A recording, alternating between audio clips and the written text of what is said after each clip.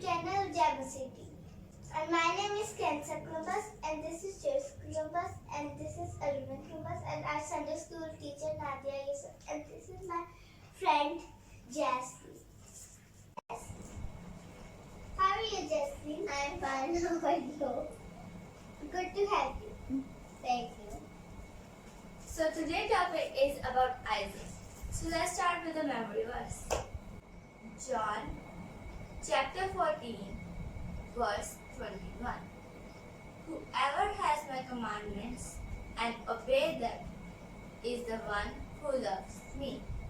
Whoever has my commandments and obey them is the one who loves me. John chapter 14 verse 21. Amen. Amen. Amen. It's worship time.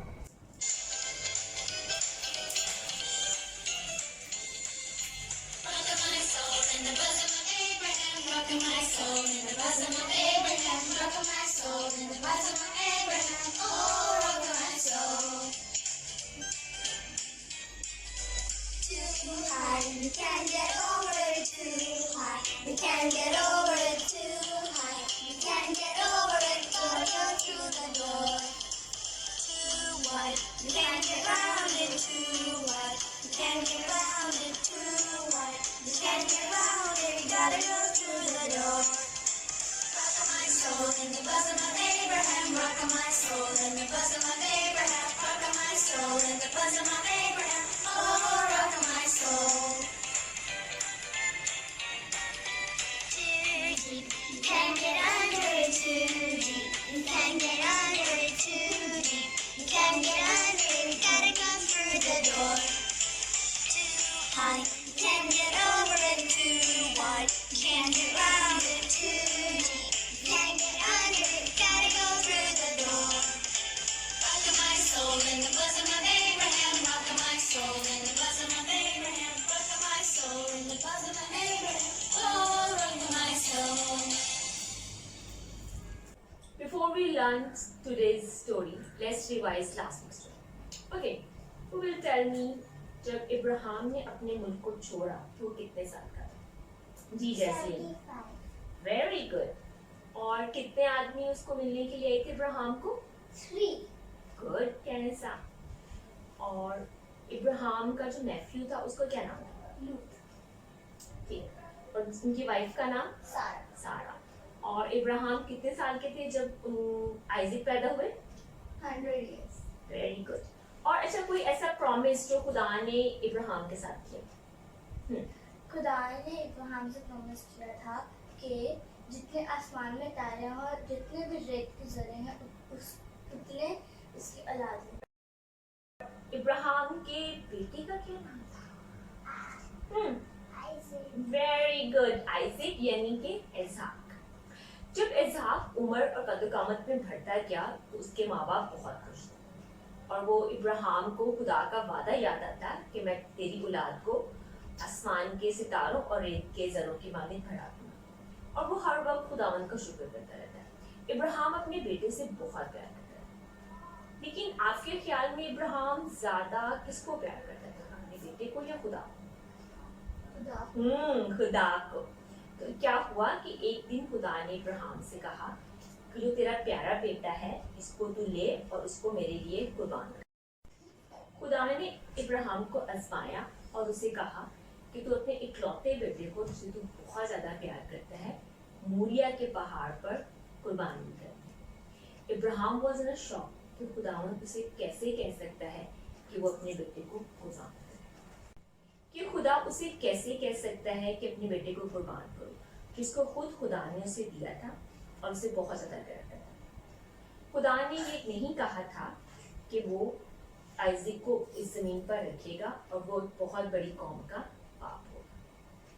Ibrahim की समझ में ये नहीं आ रहा था कि खुदा ने से क्यों कहा कि वो अपने बेटे को कुर्बान करे, लेकिन इब्राहिम को इसकी फरमाबरदारी करनी थी और आखिर में उसको इसका ये ईमान था कि सब कुछ ठीक हो जाएगा. अगली सुबह इब्राहिम उठा, गधे की ज़ेनत कसी और आइजक को उठाया और उसे कहा कि हम एक اٹھو کیونکہ ہم ایک لمبے سفر پر جا رہے ہیں۔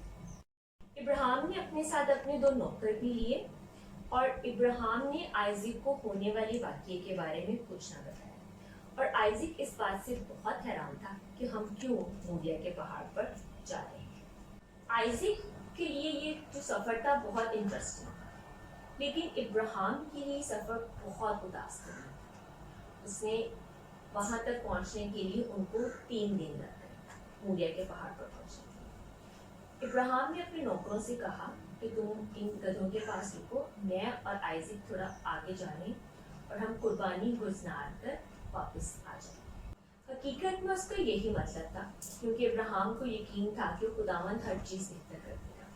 جب وہ پہاڑ پر جا رہے تھے تو ابراہیم کے پاس کوئلوں والا برتن تھا، آئزک کے پاس لکڑیاں تھیں۔ تو اچانک سے آئزک نے اپنے باپ سے پوچھا، ابا جان، میں لکڑیاں اٹھائے ہوئے ہوں، آپ کے پاس کوئلے ہیں، لیکن ہمارے پاس برا تو ہے ہی نہیں جس کی ہم قربانی کریں گے۔ ابراہیم نے جواب دیا، آئے میرے بیٹے، خدا خود برا مہیا کرے گا۔ لہٰذا وہ دونوں آگے بڑھے اور ابراہیم نے وہاں پر پتھروں سے قربان گاہ بنائی۔ قربان گاہ بنانے کے بعد اس نے اس کے اوپر لکڑیاں رکھی اور آئزک کو رسیوں سے باندھ کر قربان گاہ کے اوپر رکھا۔ اب آپ دیکھیں، آئزک نے بھی اپنے باپ کے سامنے انکار نہیں کیا، بلکہ وہ چپ چاپ لکڑیوں پر لیٹ گئے۔ اس نے یہ بھی نہیں کہا کہ ابا جان یہ آپ کیا کر رہے ہیں، یہ بات ٹھیک نہیں۔ جو ہی ابراہیم نے نائف اٹھائی کہ وہ اپنے بیٹے کو ذبح کرے، تب آسمان سے آواز آئی، آئے ابراہیم، لڑکے پر ہاتھ نہ چلا، کیونکہ میں جان گیا ہوں کہ جو خدا سے کتنا ڈرتا ہے، اس لیے کہ تو اپنا اکلوتا بیٹا بھی مجھے دینے کے لیے تیار ہے۔ تب ابراہیم نے آئزک کے گرد رسیاں کھولی اور اسے اپنی باہوں میں لے کر بہت پیار کیا۔ تب اچانک پیچھے سے ان کو کسی چیز کی سرسرانے کی آواز آئی، تو انہوں نے دیکھا کہ جھاڑیوں میں ایک مینڈا پھنسا ہوا تھا اور اس کے سینگ جھاڑیوں میں پھنسے ہوئے تھے۔ ابراہیم نے اس مینڈے کو لیا اور اس کو قربان گاہ پہ قربان کیا، کیونکہ خود خدا نے اس کو برا مہیا کیا تھا۔ ابراہیم نے اس جگہ کا نام یہوہ یری رکھا، مطلب کہ خدا مہیا کرتا ہے۔ اس کے بعد وہ سب گھر واپس آ گئے، کیونکہ خداوند نے سارے کام اچھے کر دیے تھے، اور بعد میں آئزک ایک بہت بڑی قوم کا باپ بنا۔ پھر خدا نے فرشتے کے ذریعے سے اپنا وعدہ پھر سے ابراہیم کو یاد دلایا کہ میں تیری اولاد کو ریت کے زروں اور آسمان کے ستاروں کی مانند بڑھا دوں گا اور اس کی قوم کو بہت زیادہ بڑھ کر دوں گا۔ یہ کہانی ہمیں ایمان، محبت اور ٹرسٹ کے بارے میں بتاتی ہے۔ انسانی نیچر ہے کہ ہم اس طرح کا کوئی حکم نہیں مان سکتے کہ اپنی اولاد کو قربان کر دیں، لیکن یہ خدا کے فضل سے ہی ممکن ہوا کہ ابراہیم نے اپنی اولاد کو خدا کے لیے قربان ہونے کے لیے پیش کر دیا۔ کاش کہ خداوند ہم سب کو یہ فضل دے کہ ہم ابراہیم کی طرح خدا کے حکموں پر عمل کریں اور اس کی وجہ سے بہت ساری برکات حاصل کر سکیں۔ آمین۔ Thank you for watching our video. Subscribe, share and comment. جے مسیح کی